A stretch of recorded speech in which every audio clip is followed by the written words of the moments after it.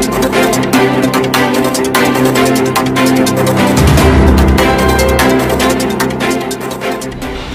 assalamualaikum warahmatullahi wabarakatuh. Pemirsa Mona Lisa, berjumpa lagi dengan saya Kemas Niko Ardi Putra, yang dimana kali ini kita bincang-bincang eksklusif ya. Kali ini kita narasumbernya yaitu salah satu, ya aku bilang pemuda ataupun tokoh muda yang inspiratif ya. Ya, kenapa saya bilang inspiratif? Berkat dedikasi dan kepedulian dia kepada adik-adiknya, kepada teman-temannya di sebuah organisasi ataupun komunitas di Pecinta Alam Kota Pematang Siantar ini, tentunya perbuatan beliau ini sangat berdampak bagi kami, sangat berdampak kepada teman-teman sekalian. Untuk itu permisah kita akan mengulik dan bercerita secara langsung kepada narasumber kita. Ya, selamat siang Kak Arli. Selamat siang, Mas. Gimana kabarnya Kak? Ya, siap selalu. Ya Kak Li, bisa Kakak ceritakan sedikit perkenalan lah, background Kakak mengenai nama, terus aktivitasnya sekarang ini Kak. Silakan Kak. Ya baik, assalamualaikum warahmatullahi wabarakatuh. Salam sejahtera bagi kita semua ya. Semoga seluruh pemirsa pendengar dalam keadaan sehat walafiat. Amin. Saya Harli Oprana. Aktivitas sekarang sehari-hari mengajar, jadi pengajar lah, menjadi dosen di salah satu perguruan tinggi yang ada di Pematang Siantar. Sembari juga ya tetap berorganisasi ya. Kenapa? Karena kita ketahui soft skill itu memang nggak ada berhentinya ya kan, apalagi perkembangan zaman sekarang. Kemudian aktivitas yang sekarang juga ya berwirausaha, karena sekarang ini kita nggak bisa hanya kerja di satu tempat, kita juga memang harus berwirausaha untuk apa? Agar bisa ekonomi mandiri kita itu ya terpenuhi. Gitu ya. Profil singkat lah Kak mengenai identitas Kakak, mengenai anak dan berapa, ya kan? Perkenalan intens Kakak lah. Kalau ya dulu kalau dari latar belakang ya, dulu ya dari mulai sekolah TK, SD, SMP sampai kuliah saya itu di Siantar dan belum pernah kemana-mana. Sebenarnya nggak cocok juga dibilang tokoh pemuda atau inspirasi, belum cocok lah, belum layak ya. Kenapa? Karena memang belum punya banyak pengalaman ya. Dulu di SMA 3 lah di awal kali ya mulai mengenal organisasi, belajar banyak di situ, banyak senior-senior yang udah luar biasa ya. Ada yang udah jadi pengusaha besar, kemudian ada yang udah jadi ya kerja-kerja di BUMN, bahkan di pemerintahan banyak juga. Kemudian di situ kita banyak belajar ya, karena kita sadar berorganisasi itu bukan hanya sekedar kumpul-kumpul nggak berguna, kumpul-kumpul nggak bermutu. Di situ banyak sekali soft skill yang dipelajari. Pertama leadership, kemudian ilmu komunikasi. Semua skill untuk soft skill ya didapat sedikitnya itu di organisasi ya. Kalau di bangku sekolah, kuliah paling kita hanya menambah hard skillnya aja. Oh gitu ya Kak. Gini Kak Li, aku dapat informasi bahwasannya Kakak pernah menggagas atau menginisiasi sebuah base camp ya, pertama kali di Kota Pematang Siantar ini, yang beramat di depan Taman Siswa ya Kak ya? Ya. Itu sekitar tahun 2010, bukan Pak? Iya, 2010. Bisa Kakak ceritakan proses awal berdirinya itu gimana kisahnya? Karena terus terang saya menyaksikan sendiri itu Kak, perjuangannya itu berdarah-darah gitu. Ya, silakan Kak. Menarik sih memang di usia yang sangat muda di saat itu ya. Itu baru tamat sekolah, baru tamat SMA. Iya. Buat base camp itu sebenarnya dulu nggak pikir panjang, hanya aja cuma satu yang terlintas di situ.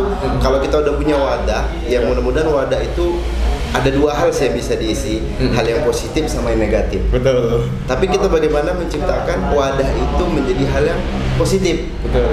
Nah kebetulan di masa-masa itu kan ya banyak ya organisasi-organisasi antar ini yang bukan kita didik sih, yang welcome sama kita. Jadi berkat dukungan-dukungan mereka juga meyakinkan, ayo dong Kak, buat satu wadah yang kita bisa di situ ngumpul tanpa melihat status sosial, tanpa melihat siapapun yang datang. Intinya yang mau datang ke situ adalah orang yang mau belajar. Itu sih awal dulu konsepnya, ya mau belajar. Belajar apa aja? Banyak hal. Yang paling terutama ya belajar adab. Kadang-kadang adab itu sangat penting. Betul. Nah, kita di organisasi diajarkan adab, bagaimana menghormati senior, ya kan? Bukan takut sama senior, tapi menghormati senior, ya. Ya mudah-mudahan adab itu bisa dibawa ke rumah, target kita. Benar. Kalau dia sudah mau nurut aja sama kakak senior, masa iya sama kedua orang tuanya gak mau nurut? Betul. Iya kan?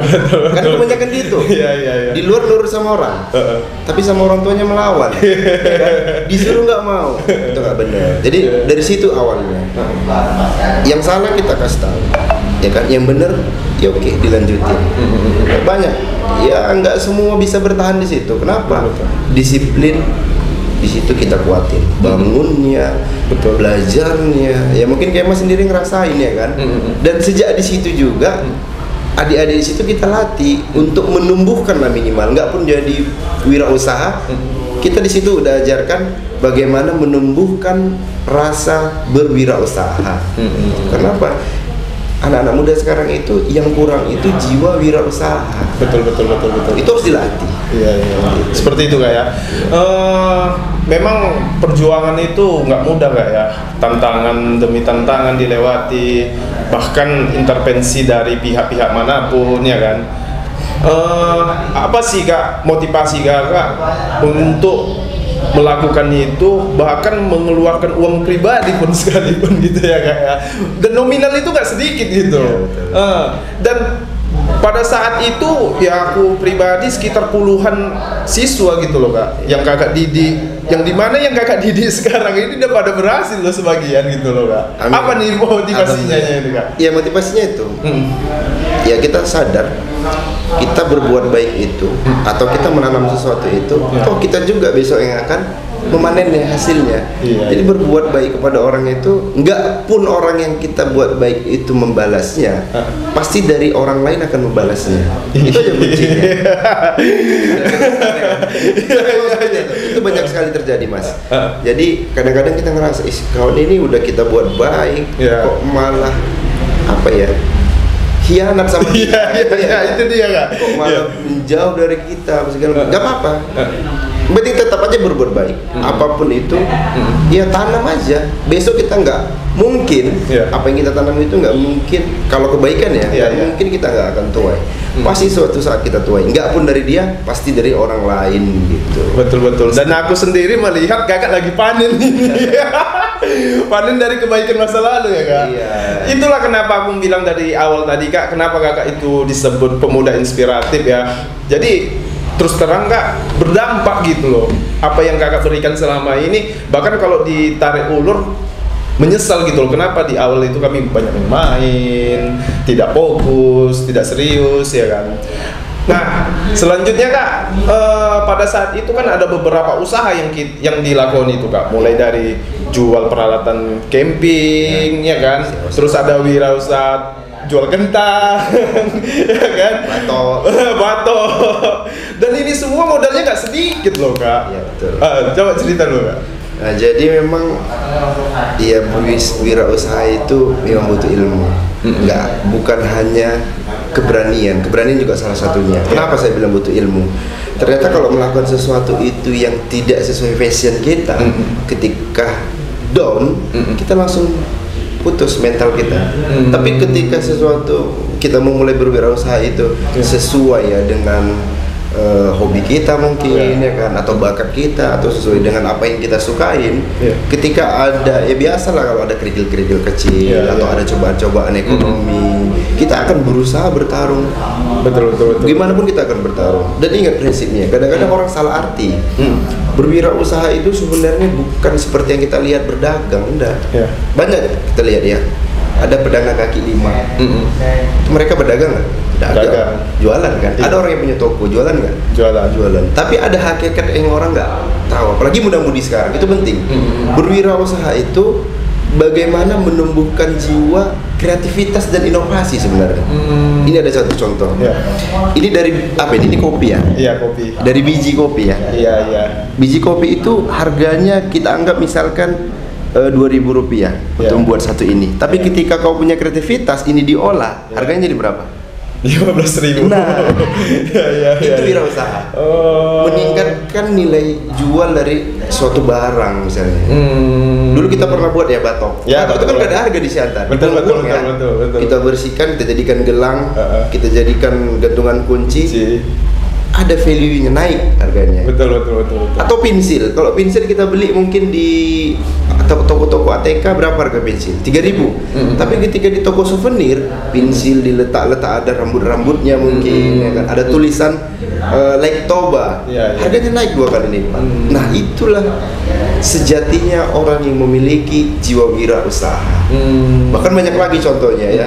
Ada yang mungkin dari stick-stick, ya kan? Ada mungkin yang dari kaleng-kaleng bekas dikumpulin. Ada dari plastik-plastik, atau ada dari kain-kain percah-percahan yang dijadikan taplak meja mungkin, keset mungkin, naik nilainya. Nah, jiwa seperti itu anak-anak muda sekarang itu udah jarang yang punya.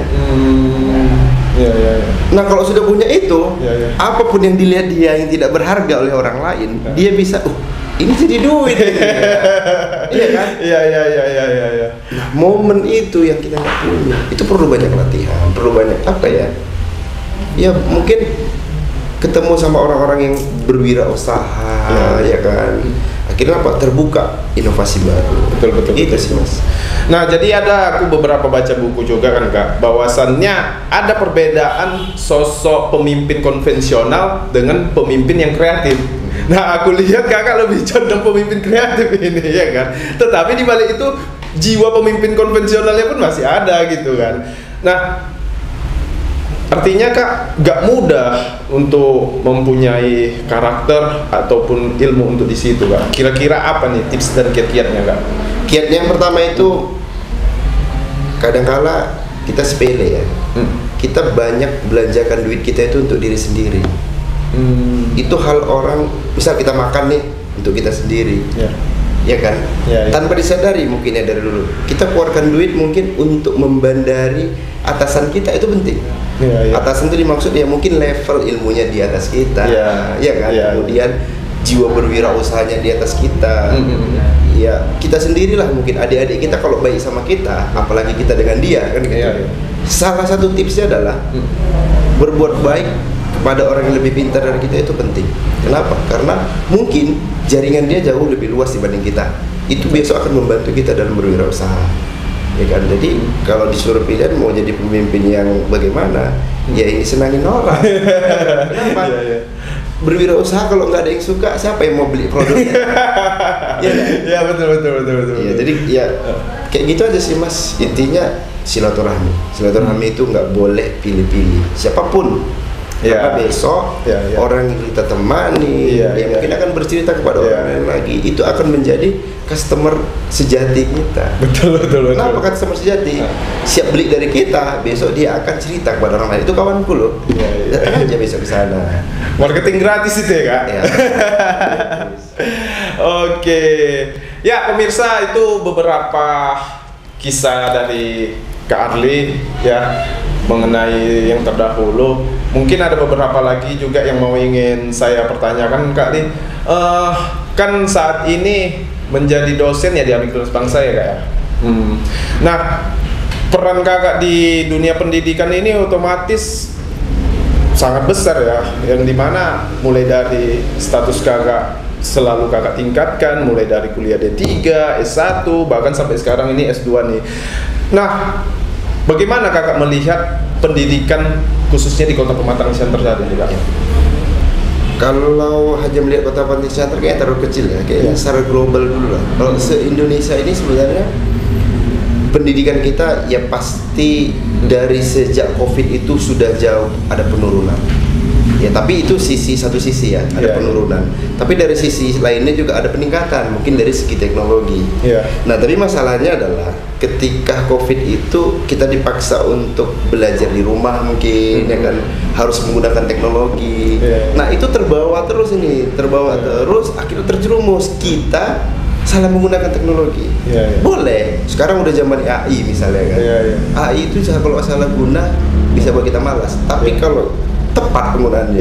Betul. Kita bisa berinovasi yang sangat luar biasa. Jadi kalau saya menempatkan diri AI sekarang itu udah sebagai sekretaris yang cerdas. Kenapa? Apapun yang kita minta, dia bisa beri dengan cepat. Nah, kalau di kota Siantar sendiri pendidikan kalau yang dialami ya, siswa kita juga sering main-main ke sekolah. Itu siswa itu minat belajarnya itu jauh kali berkurang. Alasannya kenapa? Mungkin ada penyebab salah satunya adalah kita udah terbiasa dari sejak COVID itu mungkin di rumah bermalas-malasan, ya kan? Kemudian nggak ada lagi tantangan, mungkin dianggapnya semua itu mudah. Padahal di luar negeri sana orang semakin berlomba berinovasi, bahkan anak-anak muda itu berinovasi. Oke, kita sekarang masuk ke zaman digital, ya. Kita masuk ke zamannya memanfaatkan teknologi. Tapi tanpa kita sadari nih, Mas, kita hanya menggunakan. Iya enggak. Nah, orang lain di sana itu udah menciptakan teknologi. Ya kan? Kita hanya menggunakan aja. Boleh, ya sah saja kalau menggunakan juga dengan cara yang benar. Nah, ini juga penting. Perannya orang tua, ya jangan terlalu membebaskan ke anak. Ya, peran orang tua itu, ya minimal lah anak pulang kuliah, anak pulang sekolah itu ditanya tadi belajar apa itu. Sekarang udah jarang terjadi. Ya enggak? Jarang terjadi. Atau apa sih? Jangankan itu, kadang-kadang uang kuliahnya udah dibayar belum, itu orang tua nggak mau tahu. Jadi bukan hanya peran guru atau peran dosen. Kalau mau meningkatkan pendidikan, peran orang tua juga sangat penting di rumah untuk selalu ya mungkin mengevaluasi anaknya. Boleh aja orang tua menguji anaknya. Sekolah komputer udah apa tahunnya nak, ya kan? Kan boleh. Sekolah agama misalnya udah apa hafalannya nak, boleh. Jadi apa? Dari kampus mendukung, dari keluarga mendukung, ya kan? Pintar pula dia berteman, pasti jadi. Dan semua naik. Nggak boleh sendiri. Nggak bisa hanya dosen yang di-upgrade terus. Akhirnya apa? Si mahasiswanya kegagapan. Siswanya kalap. Oh, begitu Kak ya. Dari segala sisi. Memang kalau bicara pendidikan ini kayaknya nggak cukup kita bicarakan di sini Kak ya. Banyak prosesnya itu ya kan. Oke Kak, kita kembali ke flashback ke belakang sedikit Kak, mengenai pengalaman kerja Kakak di Amik lah dulu, yang dimana aku tahu Kak Ardi itu merintisnya itu dari asisten lab ya Kak ya, yang dari gajinya yang bisa dibilang nggak seberapa lah ya Kak ya. Nah tentunya itu Kak perjuangan yang sangat berat gitu loh Kak. Ya kalau saat ini Kakak flashback mengingat ke belakang, kurasa Kakak sedih juga melihat perjuangan Kakak dulu ya. Oke Kak, bisa ceritakan Kak? Iya bersyukur ya, karena di awal itu memang kita bukan kertas kosong lah. Kita memang udah punya bekal sebenarnya kerja itu.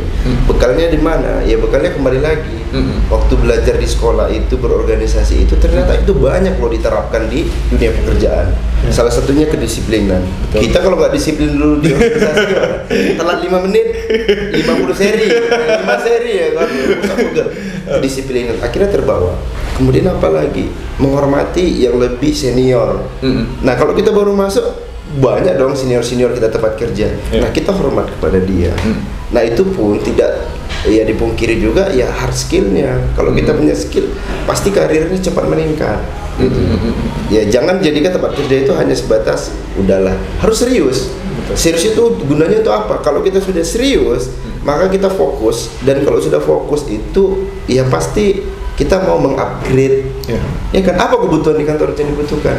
Nah itu seirama. Kalau kita sudah upgrade, kemampuan kita bertambah, pasti kita akan diberi tanggung jawab lebih besar lagi nantinya. Ini nggak cocok nih jadi asisten lab, cocoknya udah di bidang lain nih yang lebih tinggi, sehingga ya langsung finansial juga naik, ya kan? Kemudian ini bagus nih anak nih. Gimana biar terikat di sini terus, kan itu perusahaan.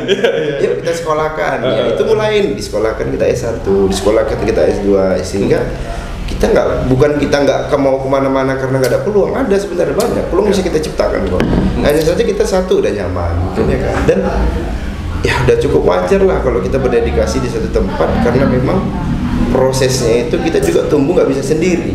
Ya ada bantuan dari kampus juga, ya ada lingkungan sekitar yang tempat kita belajar, mempengaruhi juga itu ya Kak ya. Mempengaruhi. Jadi intinya apapun bidang pekerjaan kita, fokus dan harus punya tujuan. Banyak orang kerja itu nggak punya tujuan loh. Tujuannya itu apa? Udah dapat tujuannya, fokus. Betul. Ya kan, fokus untuk biar bisa meraih tujuannya. Sekarang anak-anak coba apa belajar aja nggak fokus. Ada kok yang belajar sambil megang handphone. Iya nggak? Apa sih rupanya diletak sebentar handphonenya? Iya. Enggak. Jangankan itu, sekarang aja kita kumpul-kumpul sama kawan banyak nggak fokus. Iya. Kumpul-kumpul nongkrong bareng, ada yang main game, ya. Ada yang cerita semua ada. Itu kalau bisa dihindari. Dihindari. Sembari kita menghargai lawan bicara, sembari juga kita bisa lebih fokus mungkin yang mau dibicarakan. Nah, pada saat itu kan kakak masuk level selanjutnya di bagian marketing ya kak. Marketing. Nah, dari Aslab masuk ke marketing, otomatis kan ini butuh proses lagi kakak belajar untuk memahaminya lagi bagaimana menjalankan roda marketing di kampus tersebut. Apa nih kak? Kalau bisa ceritakan kak? Marketingnya sebenarnya udah nggak kaget ya, karena sejak dulu kita berorganisasi juga kita sering buat event. Kan? Betul. Kayak Mas juga sering ya ikut ikut kita kan. Nah di event-event itu sebenarnya nggak jauh beda. Marketing itu juga sebenarnya event, hanya saja dia kan jangka panjang. Betul. Targetnya apa event? Mungkin kalau event ada targetnya, oh banyak ini peserta yang daftar. Nah di situ sebenarnya juga. Jadi kita udah nggak kaget. Kalau kita udah punya kemampuan public speaking, ya itu paling dibutuhkan. Ya, anak zaman sekarang ini udah banyak yang malas belajar. Untuk tampil ke depan udah sulit, ya kan? Udur-uduran. Jangan salah, organisasi itu tempat wadah kita belajar public speaking. Ya, jadi ketika masuk ke marketing, udah punya ilmu desainnya. Udah tuangkan semua ide ke desain. Kemudian kita mulai berani nih dari satu sekolah ke sekolah lain, dari satu sekolah. Apa yang dijual? Ya ceritakan aja tentang ya mungkin fasilitas kampus, dosen-dosennya, kegiatan-kegiatan mahasiswa. Nah, akhirnya apa? Orang udah banyak kenal, nggak ragu lagi nih masuk ke kampus. Itunya. Jadi kalau tantangan di marketing paling ya mungkin banyak kampus-kampus yang lain yang ngasih promo yang lebih menggiurkan mungkin kan, atau fasilitas kampus yang lebih ini. Kalau metodenya nggak ada sih yang kalau di kampus ya paling kita sebar-sebar brosur. Ya dengan kita berdekat lah intinya. Kita buat event-event banyak di situ, dekat jadinya siswa-siswa itu ke kita dan nggak ragu untuk masuk. Betul. Nah, salah satu kegiatan yang sempat kakak inisiasi dari Mamikul Sebangsa itu kemarin ini kak, dari sektor pecinta alamnya, apa namanya, lomba lintas wisata alam, Take Care Nature ya. Nah, itu sebuah kegiatan yang sampai saat ini dirindukan loh kak. Iya, terus terang kalau kita tanya anak-anak pecinta alam sampai sekarang itu, kan kegiatan itu udah lama kak. Tapi anak-anak sekarang itu masih tahu loh kegiatan itu kak. Begitu besarnya dampak dari kegiatan itu, bahkan sampai dirindukan. Bisa kak ceritakan? Nah itu dia. Jadi ini kadang-kadang mahasiswa banyak sekarang yang kebablasan ya. Buat event itu tanda kutip ya hanya untuk sekedar mengejar keuntungan. Banyak ya. Buat event itu banyak dapat sponsor, mungkin dapat bantuan-bantuan dari tempat lain. Nah itu dulu yang kita kesampingkan. Tujuan kita buat event Take Care Nature itu benar-benar tulus dulu ya awalnya. Mau membuat pecinta alam khususnya di Kota Pematang Siantar ini solid. Makanya event kita di dalam itu semuanya hanya untuk kerja tim, benar nggak? Benar. Kolaborasi, ya kan? Akhirnya apa? Seluruh peserta itu bukan merasa bersaing, merasa ada seperti berkeluarga. Bahkan ada yang, maaf cakapnya udah selesai event itu masih kontek-kontek. Betul. Nah, itu yang dirindukan benar. Jadi tercapainya kita lihat ketika selesai event. Biasanya orang pengen cepat-cepat pulang. Tapi ketika event kita itu kemarin selesai, peserta nggak ada yang mau pulang. Malah mau nginap 1 hari lagi katanya. Itu sih kepuasan dan kebanggaan kita kemarin buat itu. Dan itu memang putusnya, ya itu tadi kembali waktu COVID, ya kan. Memang mau nggak mau kita nggak bisa kegiatan rame-rame di luar. Betul. Ya mudah-mudahan lah, insya Allah nanti kalau ada kesempatan kita buat lagi lah. Karena ya terus terang kak, event itu begitu dampaknya sangat besar ya. Sampai dirindukan, yang dimana kembali lagi tadi kak bilang ajang silaturahmi, ketemu para teman-teman pecinta alam, ya kan, yang dimana dijadikan pada saat itulah momen kegiatan seru-seruannya.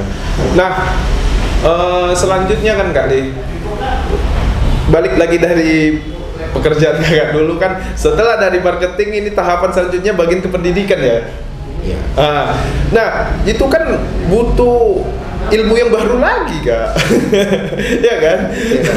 Itu butuh ilmu lagi gitu loh Kak. Artinya setiap tahapan-tahapan ini kan berkembang juga ilmunya, cara kerjanya, ya kan? Nah itu gimana Kak? Kalau seandainya tadi dari asisten lab ke bagian marketing, ini oke lah punya pengalaman dari organisasi dulu. Tapi kalau bagian pendidikan ini kan nggak ada Kak. Ceritakan Kak. Sebenarnya semua bidang itu sama aja sih Mas, karena intinya kalau kita teamwork kita udah bagus, kita udah bisa kerja sama, ya kan kembali lagi pelajaran di organisasi, ya kan? Ya. Mau dimanapun kita ditempatkan, kita akan mudah beradaptasi, ya kan? Mau di bagian pendidikan, di bagian marketing, ya mungkin sekaligus mau di bagian keamanan pun kita diletak sebenarnya. Kalau kita sudah punya attitude, adab, bisa bekerja sama dengan orang lain dengan mudah, ya udah gampang. Ya kalau belajarnya itu sebentar. Ya kan, tinggal kita letak di mana posisi, udah beradaptasi dengan lingkungannya, beradaptasi dengan kawan-kawan kerja, nyaman, enjoy, udah gampang belajarnya. Kan pasti ada orang senior-senior di situ. Tinggal jangan kadang-kadang gitu baru masuk ke satu tempat udah macam kita nganggar ya, menggurui, nggak gitu. Nah, itu kita nggak disuka orang nantinya. Ya, intinya harus beradaptasi. Nah, ada satu kata-kata kakak yang sampai saat ini melekat sama kayak Mas itu, yaitu utamakan organisasi, nomor satu kan pendidikan. Itu kan masih teringat itu bisa kakak ceritakan itu Kak mengenai kata-kata itu? Ini penting memang. Ya, ini fenomena nih, bagaimana nomor satu kan organisasi dan utamakan pendidikan. Ini kita lihat sekarang Mas, di banyak sekolah, di banyak tempat pendidikan udah kurang peminatnya berorganisasi. Dan sebenarnya belajar juga nggak betul-betul enjoy gitu. Hanya mungkin ada beban harus kuliah, harus sekolah aja dari orang tua. Kalau ditanya kemarin, sebenarnya benar nggak mau kuliah? Enggak.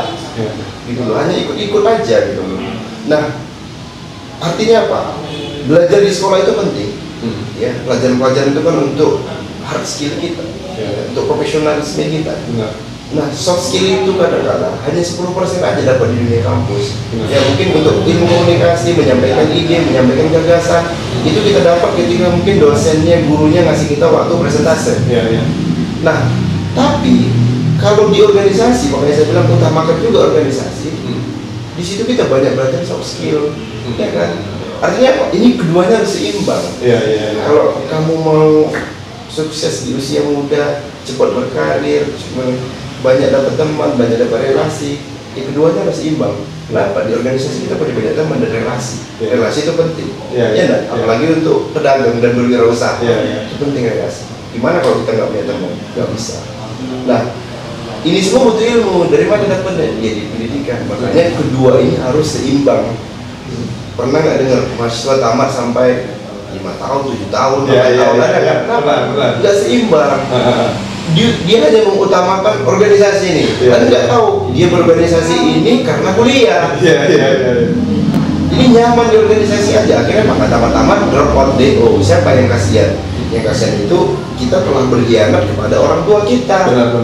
Ya, tapi kalau dua-duanya seimbang, organisasi seimbang, kemudian kuliah juga seimbang, sama-sama berjalan, utamakan dan nomor satu kan keduanya. Ya, sukses. Gitu kan ya. Oke. Ya pemirsa, ya cukup banyak ya mengenai cerita ini yang dimana kalau kita bicarakan hari ini merasa nggak tuntas. Mungkin kita akan masuk ke segmen-segmen berikutnya lah nanti. Ya tergantung banyaknya jumlah komentar nanti ya kan. Mungkin kita masuk tahap bagaimana menjawab pertanyaan-pertanyaan dari netizen nih Kak Lee. Oke. Ya Kak Lee. Terakhir Kak, sebelum kita closing statement, saat ini Kakak menggeluti usaha komputer ya, jual beli laptop ya Kak ya. Dan sampai saat ini udah ada namanya perusahaan Harley Putra Dinata ya Kak ya. Bisa ceritakan sedikit Kak mengenai perusahaan ini? Kalau itu dulu ada, sebenarnya dulu awalnya Printcom. Ya, waktu toko Printcom dulu kecil banget dulu, sewa-sewa kios kecil. Dari Printcom itu kita jual-jual itu udah lama. Jadi kalau ada yang pernah bilang usaha itu nggak butuh modal, bener. Tadi awal juga nggak ada modal. Awalnya dari mana? Kita hanya kerjasama dengan toko-toko laptop yang dari Siantar kok. Kita jualkan laptop mereka. Kira kita punya banyak customer, kita mulai nih berani iyalah kumpul-kumpul duit dengan teman-teman, ya kan. Ada Kak Prima dulu yang bantu dana awalnya. Ya kita mulai punya modal situ. Kenapa semua keuntungan yang kita kumpulin nggak ada, kita ambil hasilnya 5 tahunan mas.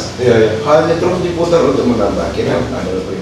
Kemudian di 2020 ada teman-teman dosen yang yuk kita buka konsultan IT, itulah kita buka Handi Putra Dinata. Jadi itu sebenarnya singkatan nama kami. Handi, kemudian Putra, Pak Widodo Saputra, kemudian Pak Jaya Nata. Makanya Putra Dinata. Akhirnya kita punya perusahaan itu legalitas dan sekarang udah dikenal banyak pemerintah. Kita banyak jadi konsultan IT di pemerintahan mas. Dan di perusahaan-perusahaan seperti di sekolah juga ada industri, di Dudi kita banyak. Ya kemudian kita buat lembaga kursus juga. Kursusnya ini gratis. Siapa yang mau belajar ada 5-6 orang kita kasih gratis. Itu tadi.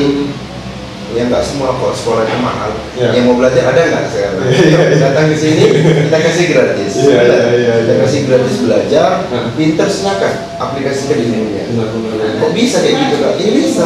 Orangnya nggak ada kok yang apa namanya gratis itu kan hanya kata-katanya. Aslinya kan kita menabung di situ. Besok dia berhasil jadi orang yang mungkin ingat sama kita. Kami bersyukur kan gitu kan. Apa yang minimal untuk dirinya sendiri. Gitu sih. Oke. Ya cukup panjang ya kak. Bahwasannya perjuangan dari tempo dahulu sampai sekarang ini banyak proses yang udah dilewati ya kan. Kita masuk ke closing statement lah kak, ya kan? Apa nih pesan-pesannya kepada adik-adik kakak lah ya, pastinya yang di berbagai daerah itu dulu lah kak. Pesan-pesannya kepada adik-adik kakak, termasuk Kemo sendiri nih, ya kan? Apa nih pesan-pesannya kak? Yang pertama tujuan. Kebanyakan muda-mudi sekarang itu nggak punya tujuan. Main game hanya sekedar main game, ya kan? Belajar hanya sekedar ya ikut-ikut aja. Nggak punya tujuan. Kalau ditanya spesifik apa tujuanmu, bingung nggak tahu apa tujuannya. Padahal itu paling penting. Kalau diilustrasikan, pilot itu mau menerbangkan pesawatnya itu karena ada tujuan. Bayangkan kalau pilot itu nggak ada tujuan. Ya salah. Tujuan. Kalau saya ditanya apa tujuan Kak Andri sebenarnya sekarang, tujuannya sederhana aja. Pengen jam 10 pagi itu bisa nyiram bunga. Bisa kumpul sama kawan-kawan dekat, sama keluarga. Tapi itu candaan ya. Tapi kalau yang sejatinya apa? Pengen punya 100 usaha. Bisa. Ya kalau kita mau, itu yang pertama. Yang kedua yakin. Kalau kita sudah yakin dengan tujuan kita, Allah akan buka berbagai pintu jalan. Contohnya apa? Ya, dia datangkan sahabat-sahabat, didatangkan kawan-kawan yang betul-betul care sama kita, berinya modal, itu penting. Kemudian didatangkan mungkin donatur-donatur yang berani memberi kita saham, investasi. Yakin dulu. Kalau sudah yakin, mudah-mudahan tujuan kita itu akan mudah kita dapat. Nah, yang ketiga, kalau kita sudah yakin, fokus. Karena kalau kita sudah punya tujuan, kalau kita nggak fokus juga nggak akan bisa kita raih. Kebanyakan orang sekarang nggak bisa fokus. Bener nggak? Kerjakan satu, kayaknya lebih seksi yang sana. Bener nggak? Kayaknya lebih oke yang sana nih, ikut. Pindah ikut. Akhirnya nggak fokus. Kemudian yang keempat, patuh. Patuh itu juga penting. Ya minimal patuh terhadap diri sendiri. Yuk kita bangun dulu mental kita. Bisa nggak kita bangun pagi sebelum jam 5 misalnya? Kalau kita udah nggak patuh untuk peraturan diri sendiri, bagaimana dengan orang lain? Contohnya kalau kita aja naik kereta kencang-kencang di lampu merah, kita langgar lampu merah nggak patuh, bisa nggak sukses? Nggak udah nabrak orang, patuh. Jadi patuh itu penting. Dan yang terakhir adalah jujur. Di Indonesia itu nggak kurang orang yang pintar, pintar banyak. Tapi yang kurang adalah orang yang jujur. Kalau kamu sudah bisa jadi orang yang jujur, ya punya tujuan, jujur lagi udah komplit itu mas. Besok bisalah menjadi apa namanya, orang yang berwirausaha, ya syariah, syadu, ya senang orang dekat kita. Itu tadi yang pertama. Punya tujuan, kemudian yang kedua yakin, yang ketiga fokus, patuh, kemudian jujur. Yang kelima hal ini kalau sudah punya, saya yakin mudah-mudi Kota Pematang Siantar bisa lebih maju lagi ke depannya. Oke. Ya pemirsa, itulah hasil wawancara eksklusif kita kepada Bang Harleo Prana, yang dimana beliau ini kembali tadi saya bilang kenapa sangat inspiratif. Ya pemirsa bisa menilai dan mendengar sendiri bagaimana perjuangan beliau itu untuk mendedikasikan dirinya di dunia pendidikan dan di dunia organisasi. Untuk itu pemirsa tetap ikuti kegiatan kita, tetap ikuti segmen kita, karena kita akan terus membahas dan mengupas tips-tips dan kiat-kiat apa yang dilakukan oleh Kak Adli. Ya pemirsa, itu aja yang bisa kami bicarakan. Untuk itu pemirsa tetap ikuti channel Mona Lisa TV dan perkembangan beritanya masih dalam program 7 Inspirasi untuk Anak Negeri. Assalamualaikum warahmatullahi wabarakatuh. Horas, horas, horas.